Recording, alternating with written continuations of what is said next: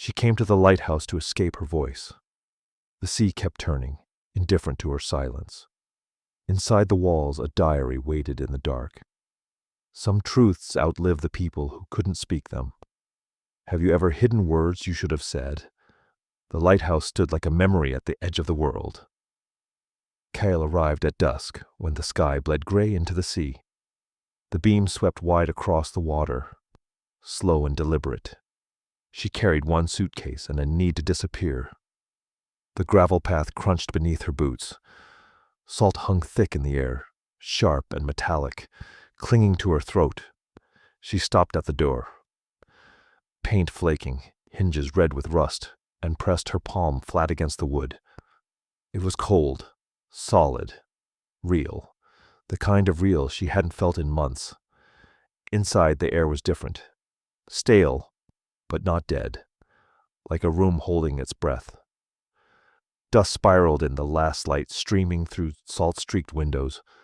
The walls were stone, thick and weathered, and every sound she made, the scrape of her shoe, the drop of her bag, echoed back louder than it should have. The lighthouse had been abandoned for 6 years. No neighbors, no cell signal, just wind, gulls, and the rhythmic groan of the rotating light mechanism overhead. She climbed the spiral staircase, one hand trailing along the cold iron rail. The stairs were narrow, steep, winding upward into shadow. At the top, the keeper's room waited. A desk, a chair, a narrow bed with a bare mattress. One window facing the sea. She stood there for a long time, watching the beam slice through the gathering dark over and over, patient and indifferent. This was what she'd wanted. Silence, distance. A place where no one could ask her questions she didn't know how to answer. A place where the only voice she'd hear was her own. Or maybe not even that. She'd left behind a life that had become too loud, too full of people who expected things from her she couldn't give. The lighthouse was a self-imposed exile. She told herself it was temporary. She didn't believe it. She set her suitcase on the floor and opened it. Clothes, a few books, a photograph she kept face down. She didn't unpack. Not yet. Instead, she moved to the desk, running her fingers along the scarred wood. Someone had worked here, lived here, left marks. There was a mug, long empty, a ring of dried coffee staining the bottom, a rusted tin of matches, and a logbook. It sat in the center of the desk, pages yellowed and warped at the edges.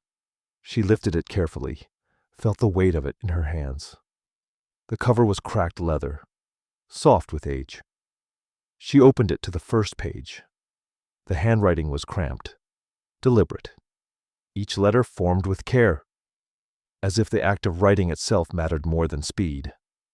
Dates, weather patterns, tide times, routine entries tracking the rhythm of the sea. She flipped forward, scanning pages. The entries grew sparser as the years went on. Fewer notes, longer gaps. And then, 6 years ago, they stopped. The last entry read, beam rotation irregular, fixed, storm expected by morning. Nothing after that, just blank pages waiting. Kyle closed the book slowly and set it back on the desk. She didn't know why, but her hands were shaking. Not from cold, from something else. Recognition, maybe. Or the strange intimacy of reading someone's last words without knowing they were the last. The beam passed over her window. She turned, watching the light sweep across the room, illuminating dust, shadow, the shape of her own silhouette against the glass. For a moment, she felt seen, not haunted, not watched by something malicious, just noticed. Like the lighthouse itself was acknowledging her presence, like it had been waiting. She moved to the small kitchen alcove. A single counter, a sink stained with rust, a 2-burner stove that looked older than she was. She found a candle in a drawer, half melted, and lit it with one of the matches from the tin. The flame wavered, then steadied. The smell of wax filled the room, warm and faintly sweet, cutting through the salt and dust. Outside, the wind picked up. She heard the gulls crying, distant and sharp, the rhythmic groan of the light mechanism overhead, turning, turning, turning. The sound was almost soothing, predictable. She realized she hadn't heard predictable in a long time. She sat at the desk, the candle flickering beside her, and opened the logbook again. This time she didn't read the entries. She just held it, felt the texture of the pages, the weight of someone else's routine, someone else's solitude. She wondered who they were, why they'd left, whether they'd been running too. The beam swept past again. The room went dark, then bright, then dark. She closed her eyes and listened to the sea below, crashing, pulling back, crashing again. A rhythm older than the lighthouse, older than her, older than what she was running from. She didn't know yet what she'd find here, but for the first time in months she felt like maybe she could breathe. The first 3 days passed in motion. Cale woke with the light when the beam stopped turning and the sun began to rise over the water. She didn't set an alarm. She didn't need one. The rhythm of the lighthouse was enough. She cleaned. Not because the space was unbearable, but because the act itself was soothing. Repetition. Control. She scrubbed salt from the windows until the glass was clear enough to see the horizon without distortion. She oiled the hinges on the door until they stopped groaning. She replaced burnt-out bulbs in the stairwell, one by one, climbing and descending until her legs ached and her hands smelled like metal and dust. It felt good, purposeful, like she was earning the space, paying rent to the past in small acts of restoration. The logbook stayed on the desk. She passed it every time she moved through the keeper's room, and each time she felt the pull to open it again. Sometimes she did. She'd read an entry or two. Notes about wind speed, visibility, the occasional ship passing in the night. The handwriting never changed. Steady, careful, the kind of writing that came from someone who had time and chose to use it deliberately. On the second day, she found a rusted compass in the drawer beneath the desk. The glass was cracked, the needle stuck pointing northeast, but when she held it in her palm, it felt warm, like it had been waiting. She set it on the windowsill next to the candle. In the kitchen alcove, she discovered a tin of tea, the leaves so old they'd hardened into a solid mass. She pried the lid open, and the smell hit her immediately. Bergamot. Faint, but unmistakable.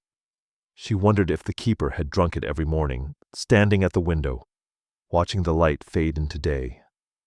She wondered if they'd been alone by choice or circumstance. She found nautical charts rolled and tucked into a wooden crate near the staircase. When she unrolled them, the paper crackled, brittle at the edges. The coastline was mapped in meticulous detail. Rocks, currents, shallow water marked in red ink. Someone had studied this place, lived inside its rhythms, understood its dangers. Everything she touched felt intentional, placed with care. A life lived deliberately, not desperately. On the third day, she spoke aloud for the first time. "Okay," she said, standing at the base of the spiral staircase, hands on her hips. "Let's see what else you're hiding." Her voice sounded strange in the space, too loud, too human, but it didn't echo back the way she expected. It just settled, like the lighthouse absorbed it. She climbed the stairs slowly, running her hand along the stone wall. Halfway up, she noticed a panel that looked slightly off. The wood darker, the edges uneven. She pressed her palm against it. It shifted, just a little, loose. She hesitated, then pushed harder. The panel gave way, sliding inward, with a dry scrape. Behind it, a hollow space, and inside that space, a book. She reached in carefully, her fingers brushing leather, cool and soft, worn smooth by time. She pulled it free and held it in both hands, her heart beating faster than it should have. It was smaller than the logbook, more personal, a diary. She opened it to the first page. The handwriting was the same. Cramped, deliberate, unmistakable. But the words were different. To whoever finds this, I couldn't say these things when it mattered. Maybe silence is easier than truth. Kyle stood there for a long time, the diary open in her hands, the stairwell dim and cold around her. She didn't know what to feel. Curiosity, yes, but also something heavier, like she'd been given permission to trespass, like she'd crossed a line she couldn't uncross. She closed the diary and carried it upstairs. That night, the lighthouse beam flickered. Just once. Just enough to notice. Kyle was sitting at the desk, the diary in front of her, unopened. The beam swept past the window, stuttered, then continued. She told herself it was electrical. Old wiring, nothing more. But the air felt different, heavier, like the building was holding its breath. Like it knew she'd found something she wasn't supposed to. She lit the candle. The flame wavered, casting shadows that moved wrong. Too slow, too deliberate. She picked up the diary and opened it again. This time she turned the page. The first entry was dated 12 years ago. The handwriting was steady, but the words weren't. I saw her today. I wanted to tell her. I didn't. Kyle exhaled slowly. She didn't know who her was. Didn't know the keeper's name, or why they'd hidden this, or what silence had cost them. But she understood the feeling. The weight of words unsaid. The safety of distance. The fear that speaking might break something you couldn't repair. She turned another page, then another. The entries were short. Fragments. Moments captured and buried. She brought flowers. I said thank you. I didn't say the rest. 10 years in this lighthouse. 10 years of wanting to speak. 10 years of choosing not to. Maybe it's better this way. Maybe love is easier when it stays quiet. Kyle closed the diary and set it down. Her hands were shaking, not from cold, from recognition. Outside the sea roared. The beam turned. The wind pressed against the glass. And somewhere in the walls, the lighthouse groaned. Soft, low, inevitable. She picked up the diary again. This time she didn't stop reading. She read through the night, not all of it. The diary wasn't long, maybe 60 pages, and many were blank. But what was there felt vast, heavy. Like each entry carried more weight than the words themselves could hold. The keeper's name was Oren. She learned that in the third entry, written casually, almost as an afterthought. 12 years at Vale Point. 12 years, and I still don't know if I chose this place or if it chose me. Oren. He wrote about the sea, the way fog rolled in, so thick you couldn't see the rocks below, the way light cut through it, sharp and clean, like the world was being born again every morning. He wrote about the isolation. Not with bitterness, but with something closer to reverence. Like solitude was a gift he'd been given and didn't want to waste. But between the lines, Cale felt something else. Loneliness. Longing. The kind that doesn't announce itself, just seeps into every sentence, quiet and persistent. She turned the page. Her hands were cold. The candle had burned low, wax pooling at the base, and the beam outside kept turning, steady and indifferent.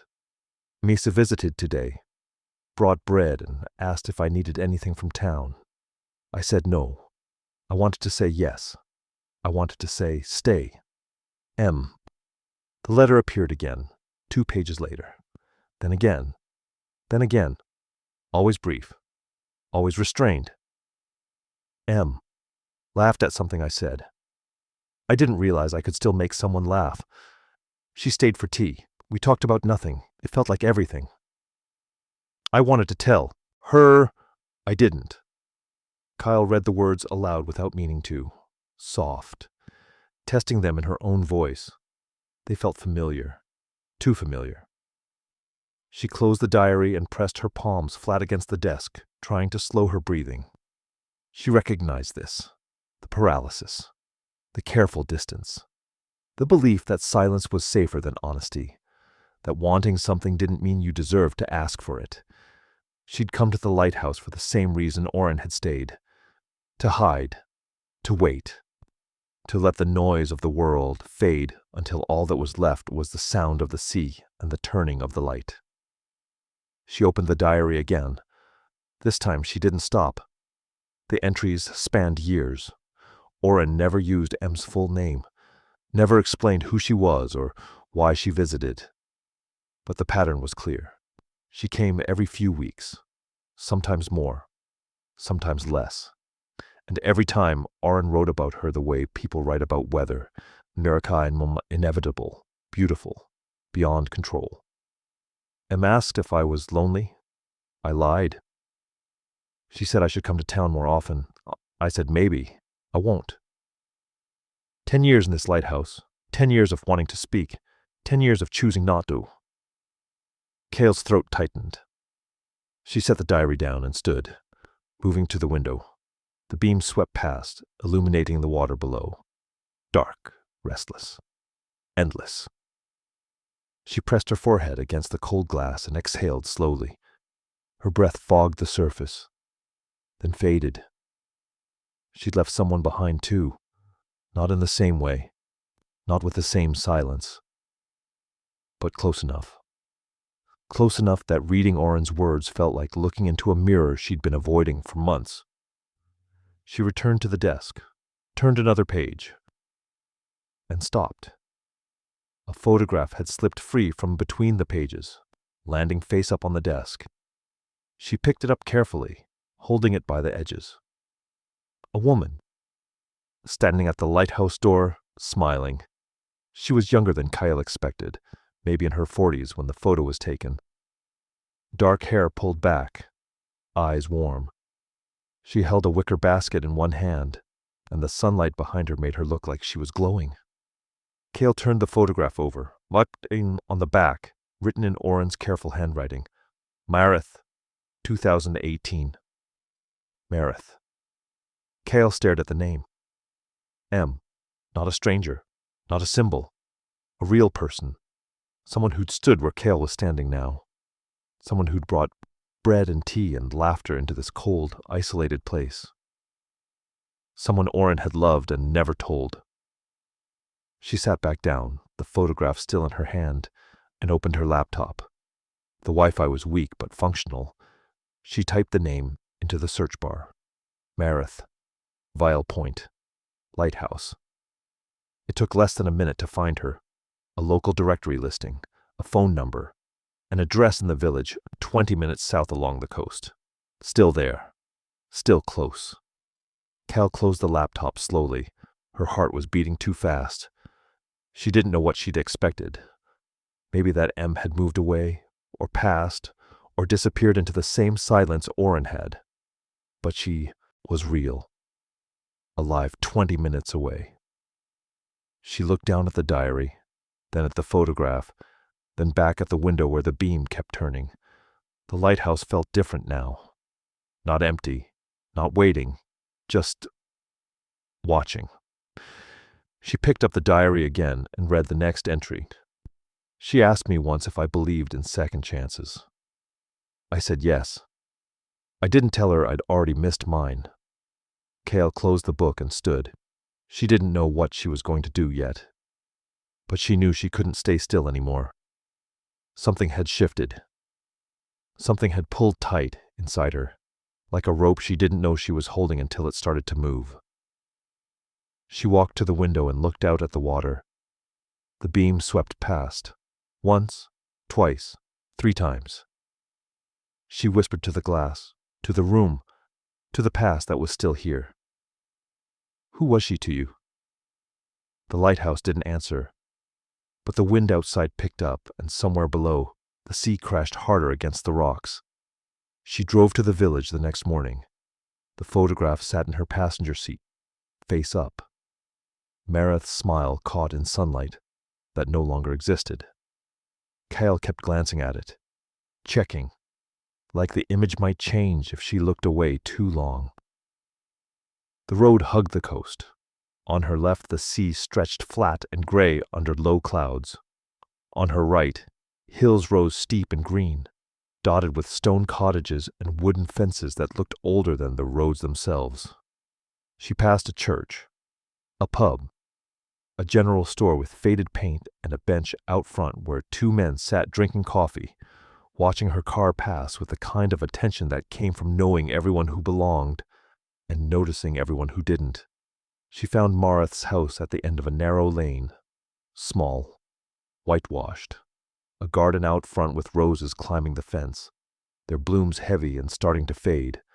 Kyle parked and sat for a moment, hands still on the wheel. Her heart was beating too fast.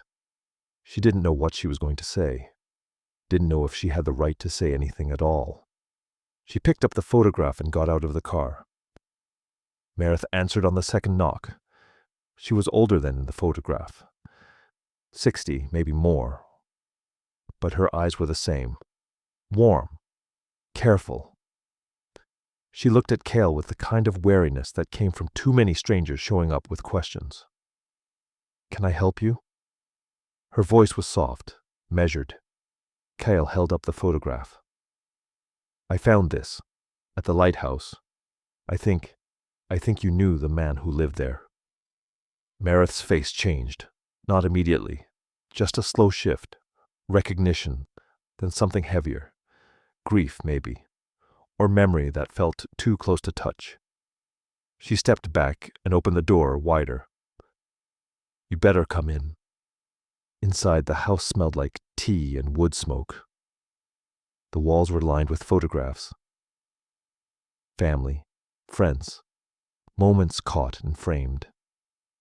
Kyle followed Mareth into a small kitchen where sunlight poured through lace curtains, soft and diffused. Mareth gestured to a chair at the table. Cale sat. Mareth stood by the counter for a moment, her back to Cale, hands braced against the edge. Then she turned and sat across from her. "Oren was my brother," she said. Her voice was steady, but her hands weren't. She folded them on the table. "Younger, by 3 years. He lived at that lighthouse for 12 years. Died 6 years ago." Cale nodded slowly. "I found his diary, hidden in the wall." Mareth exhaled, not surprised, just resigned. "He told me he was going to leave it there. Said maybe someone would find it someday. Someone who'd understand." She looked at Cale then, really looked. "Did you?" "I think so," Cale said quietly. "He wrote about someone. I thought that was you." Mareth smiled, but it didn't reach her eyes. "It was, for a while, but then it wasn't." She paused, her fingers tracing the edge of the table. "He was writing about Asla, my best friend. He loved her, for years. He never told her." Kyle felt something tighten in her chest. "Why not?" "Because she was engaged," Mareth said simply. "To a good man, a kind man. Oren didn't think he had the right to say anything. Didn't think it would be fair. So he just stayed quiet. Stayed at the lighthouse. Watched her get married. Watched her move away. And wrote letters he never sent." The room felt smaller suddenly. Kyle's hands were cold. "What happened to her?" Mareth's face softened, but the grief in it deepened. "She died 3 years ago. Cancer. It was quick. She didn't suffer much, they said." She looked down at her hands. Oren came to the funeral. Stood in the back. Didn't speak to anyone. I found him afterward, sitting in his car, just staring. I asked if he was all right. He said yes, but I knew he wasn't. Kyle's throat felt tight. When did he? 6 months later, Marith said. Heart failure, officially, but I think it was grief. I think he'd been holding on for so long, and when she was gone, there was nothing left to hold on to. She looked up at Cale. He left the diary in the wall on purpose. He wanted someone to read it, to know what silence cost him. Kyle couldn't speak, couldn't move. The words sat heavy in her chest, pressing down, making it hard to breathe. Marith stood and walked to a cupboard near the door. She opened it and pulled out a small wooden box, worn smooth at the edges. She carried it back to the table and set it down between them. These are his, she said. Letters. He wrote them to Isla over the years. Never sent a single one. I found them in his room after he died. I didn't know what to do with them. She pushed the box across the table toward Kyle. Maybe you will. Kyle stared at the box. Her hands trembled as she reached for it. The wood was cool under her fingers. Solid. Real. Why are you giving them to me? She asked. Marith looked at her for a long moment. Then she said, because you came here. Because you found his diary and you didn't just leave it in the wall. Because I think you understand what it means to carry words you can't say. She paused. And maybe you'll do what he couldn't. Kyle left the house 20 minutes later, the box of letters cradled against her chest.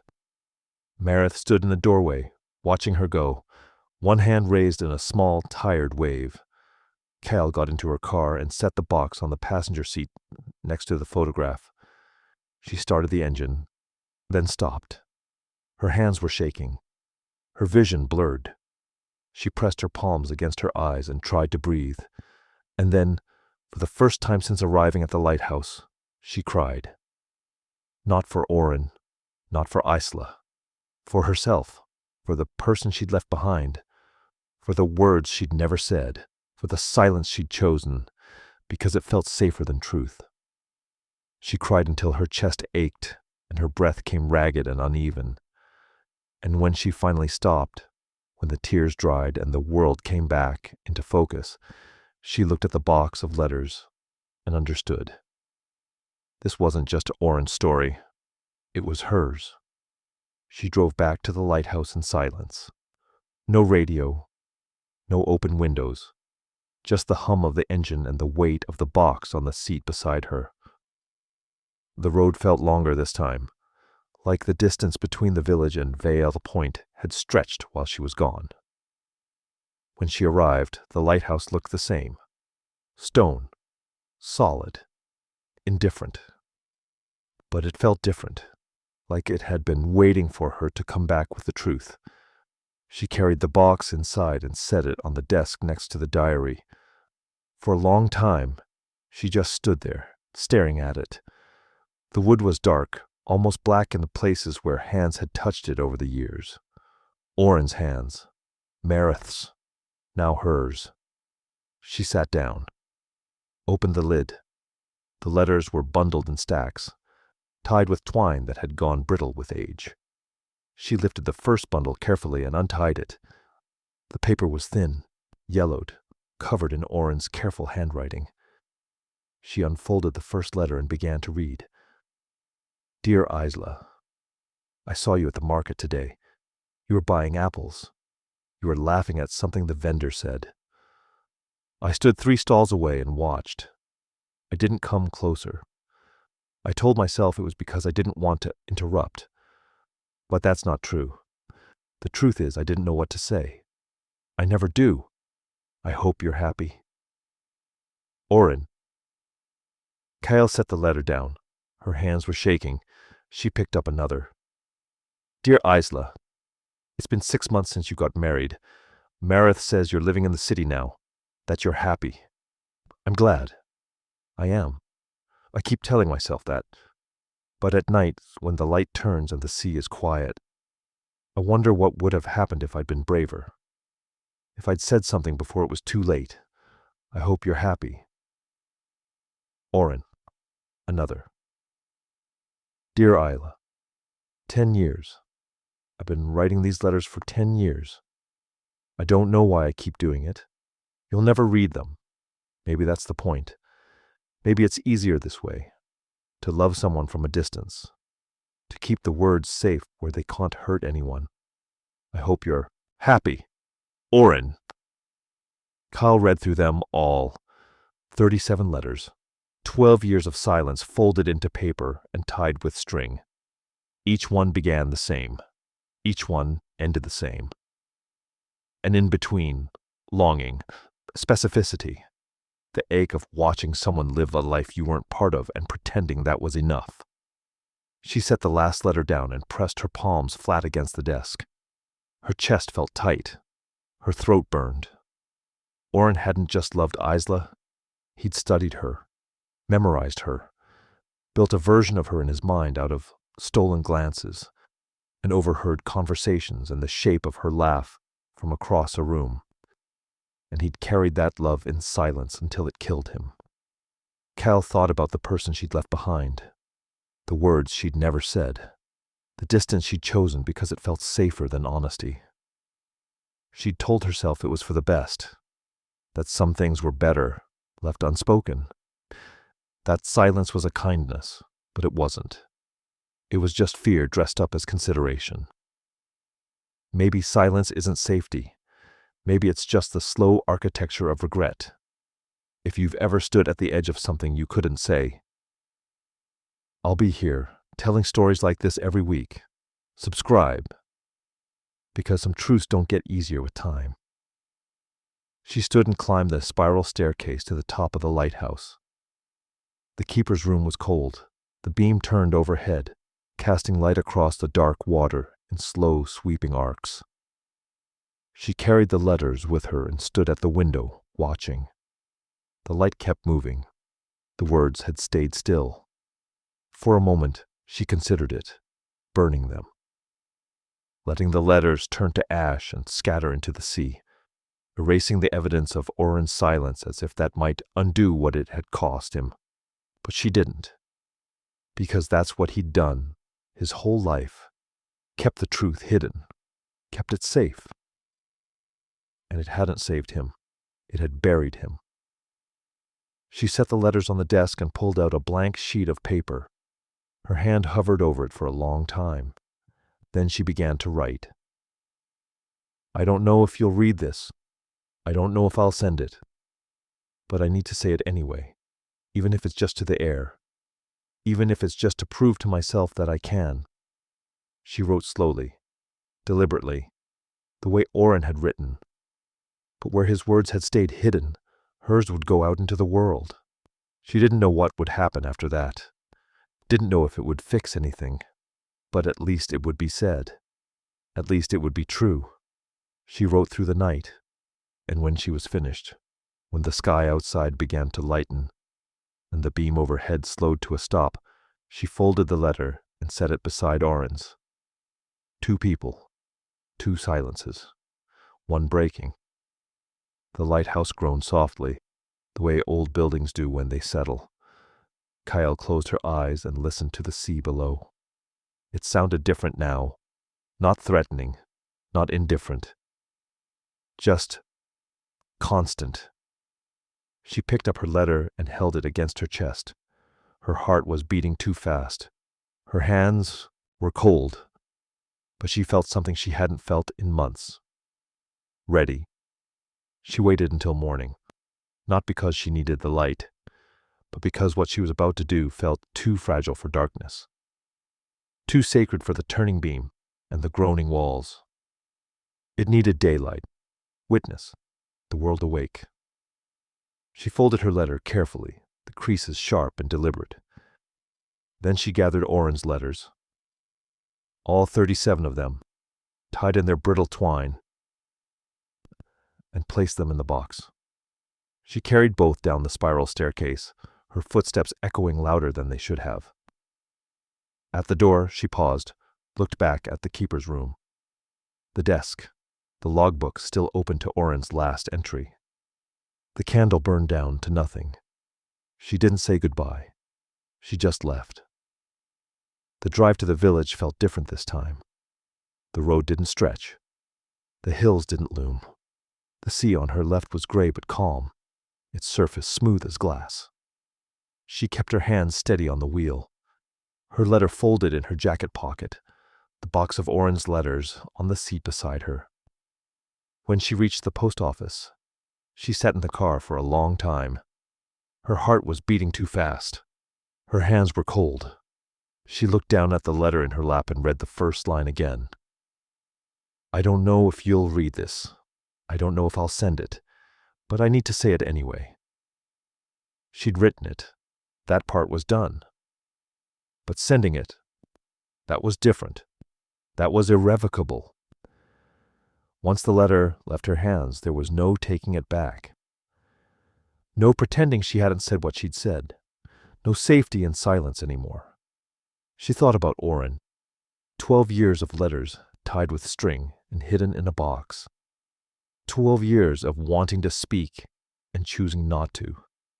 12 years of calling that love. But it wasn't love. It was fear. And she was done being afraid. She got out of the car, the letter clutched tight in her hand, and walked into the post office. The woman behind the counter looked up, smiled politely, asked if she needed help. Kyle set the letter on the counter.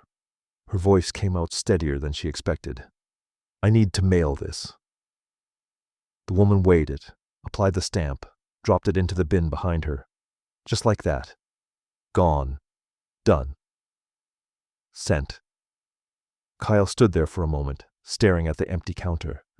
Her hands were shaking now, not from fear, from release, like she'd been holding her breath for months and had finally exhaled.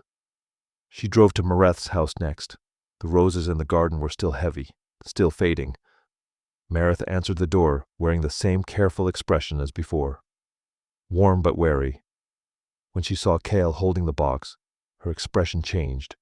You read them, she said quietly. Cale nodded. All of them. Mareth stepped back, opened the door wider. Cale followed her into the kitchen. The sunlight was softer this time, diffused through clouds. Mareth gestured to the table. Cale set the box down between them. I mailed my letter, Cale said. The one I wrote, to the person I left behind. She paused, her fingers resting on the edge of the box. I think you should give these to Isla's daughter. She should know her mother was loved, that someone saw her and remembered. Mareth's eyes filled, but she didn't cry. She just nodded, her hand reaching across the table to touch the box. She lives in the city. I haven't spoken to her in years, but I'll find her. I'll make sure she knows. Cale exhaled slowly. He wanted someone to read them, to understand what silence cost him. Maybe she needs to know that too. Mareth looked at her then, really looked. What did it cost you? Kyle's throat tightened. She thought about the person she'd left behind, the words she'd never said, the months she'd spent at the Lighthouse, hiding in beautiful isolation and calling it healing. But it wasn't healing. It was just fear dressed up as self-preservation. Everything, she said quietly. Until now. Mareth reached across the table and squeezed her hand once. Firm. Grounding. Then she let go. Kyle stood. Mareth walked her to the door. Before she left, Mareth said, You did something he couldn't. You spoke. Kyle nodded. I had to. I couldn't live his story. She drove back to the lighthouse as the afternoon light began to soften. The beam was stilled, waiting for dusk. She parked and walked to the edge of the cliff, looking out at the water. The wind picked up, colder now, sharper. It smelled like rain. She stood there for a long time, hands in her pockets, eyes on the horizon. The letter was gone. Oren's letters were gone. The silence was broken, and she felt lighter, not healed, not whole, but no longer buried. Behind her, the lighthouse stood solid and indifferent. The beam would turn again when night came. It always did. but the words that had stayed still for 12 years were finally moving. She turned and walked back inside. The keeper's room felt different now. Emptier, but not hollow. Just open.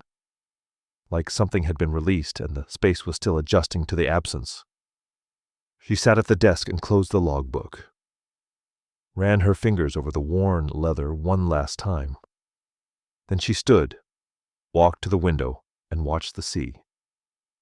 The wind rattled the glass. The clouds moved fast overhead. And somewhere, far away, her letter was traveling towards the person she'd left behind. She didn't know what would happen next. Didn't know if they'd read it. Didn't know if it would change anything. But she knew she'd said it, and that was enough. The days after felt longer, not heavier. Just slower, like time had stretched to make room for everything she'd set in motion. She didn't wait for a response. Didn't check her phone every hour or stand by the mailbox hoping for something to arrive. She'd said what she needed to say. What happened next wasn't hers to control. Instead, she walked. Long, wandering paths along the cliffs, where the wind pulled at her hair and the sea stretched out gray and endless below.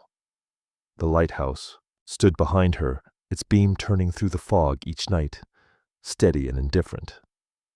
She didn't think about Orrin as much anymore. Didn't feel haunted by his silence. Just grateful. For the diary, for the letters, for the warning he'd left behind. She spent hours in the keeper's chair, watching the light sweep across the water. The mechanism groaned softly overhead, familiar now, almost comforting. The logbook stayed closed on the desk. She'd considered taking it with her when she left, whenever that would be, but decided against it. It belonged here, part of the lighthouse's memory, part of the stone and salt and endless turning light. On the 5th day, Meredith came to visit. Cale heard the knock and opened the door to find her standing on the gravel path, a basket in her hands, her expression softer than it had been before. Cale stepped aside. Meredith came in without a word and set the basket on the counter. Bread, tea, a jar of honey. "You don't have to keep bringing me things," Kyle said quietly. Meredith smiled. "I know, but I want to." They sat at the small table by the window, cups of tea warming their hands. The silence between them wasn't uncomfortable. It was just present, like neither of them needed to fill it with words. Finally, Meredith spoke. "I found Isla's daughter. Gave her the letters." Kyle looked up. Her chest tightened. "And?" "She wept. Meredith said simply. "For hours, I think. She didn't know. Had no idea Orrin felt that way about her mother. She thought he was just a family friend. Someone who came to the funeral out of obligation." She paused, her fingers tracing the rim of her cup. "She thanked me. Thanked you. Said it changed the way she saw her mother. Made her feel seen. Loved in a way she hadn't understood before." Kyle exhaled slowly. She didn't realize she'd been holding her breath. "He would have wanted that," she said. "I think so too," Meredith replied. They sat in silence again. Then Meredith looked at her, eyes steady and kind. "What about you? Have you heard anything?" Kyle shook her head. "No. And I don't know if I will. Does that scare you?" Kyle thought about it, turned the question over in her mind like a stone in her palm. "No," she said, finally. "Not anymore. I said what I needed to say. Whether they read it, whether they respond, that's not mine to carry." She looked out the window at the sea. Orrin's story didn't need a happy ending. It just needed to be told. Silence doesn't protect anyone. It just buries us alive. Meredith reached across the table and squeezed her hand. Once, firm, then let go. After Meredith left, Cale climbed to the top of the lighthouse. The sun was setting. the sky bruised with purples and grays. The beam hadn't started turning yet. It waited for full dark. She stood at the window and watched the light fade over the water. The waves rolled in, steady and constant. The wind rattled the glass. And somewhere, far away, her words were moving through the world. Maybe being read. Maybe being folded and set aside. Maybe being held close to someone's chest the way she'd held Oren's letters. She didn't know. And that was okay.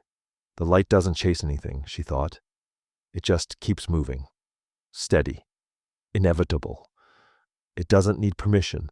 It doesn't need answers. It just turns. She sat down in the keeper's chair and closed her eyes. The wind howled outside. The mechanism groaned to life overhead. The beam began to sweep across the water, cutting through the dusk, over and over, patient and relentless. She thought about the person she'd written to. Wondered if they were reading her words right now. Wondered if they were angry or relieved or heartbroken. Wondered if they'd ever write back. She hoped they would, but she could live with it if they didn't. Because she'd done the thing Oren never could. She'd spoken. She'd sent the words into the world instead of hiding them in a wall. And whether or not they changed anything, whether or not they were received the way she hoped, she'd tried. She'd been honest. She'd refused to bury herself alive. That had to be enough. The beam turned. The sea crashed below. The sky deepened to black. And Kyle sat in the keeper's chair, eyes open now, watching the light move across the water. Not waiting for anything. Not running from anything. Just here. Present. Alive. The lighthouse groaned softly, the way old buildings do when they settle into night. She reached out and touched the wall beside her. The stone was cold and solid under her palm. "Thank you," she whispered. The lighthouse didn't answer, but the beam kept turning, and that felt like enough. She woke to soft light. Not the beam. That had stopped hours ago. This was morning, pale and gentle, filtering through the salt-streaked glass, turning the keeper's room gold at the edges. She lay still for a moment, listening. The sea was calm. The wind had dropped. The lighthouse was silent except for the creak of old wood settling and the distant cry of gulls circling the cliffs.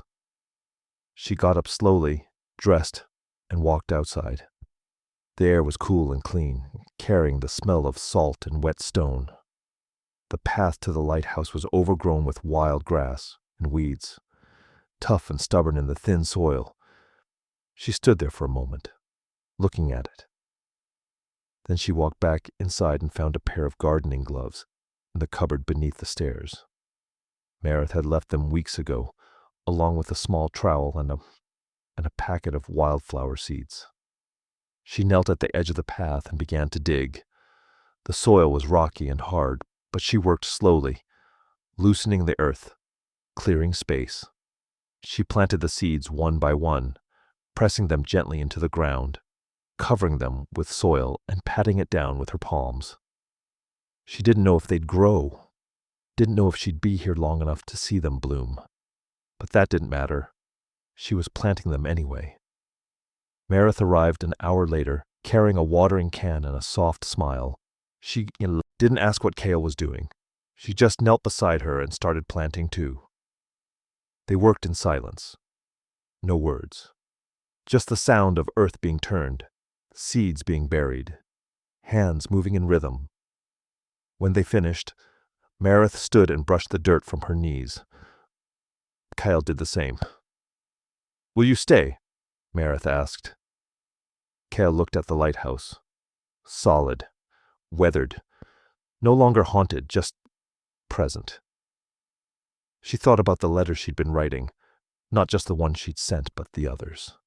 To people she'd hurt, to people she missed. She didn't know if she'd send them all, but she was learning to speak, learning to live with her voice out loud instead of buried. "For a while," she said. "Not because I'm hiding, because I'm choosing to. Marith nodded. That's different. Yes, Cale said. It is. Marith left soon after, waving from the gravel path. Cal stood at the door and watched her go. Then she turned and walked back inside. She climbed the stairs to the keeper's room and sat at the desk. The logbook was still there, closed. The candle had burned down to nothing.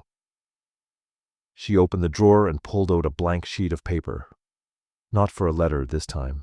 Just words, thoughts. The kind of writing that wasn't for anyone but herself. She wrote about Oren, about Isla, about the cost of silence and the weight of speaking. She wrote about the person she'd left behind, and the letter she'd sent, and the uncertainty she'd learned to carry without letting it bury her. She wrote until her hand ached, and the light outside had shifted from gold to white to the soft gray of afternoon. When she finished, she set the pen down and looked out the window. The flowers weren't visible yet. They were still seeds, still buried, still waiting, but she knew they were there, and that was enough. She thought about Oren again, not with grief this time, just understanding. He'd loved Isla the only way he knew how.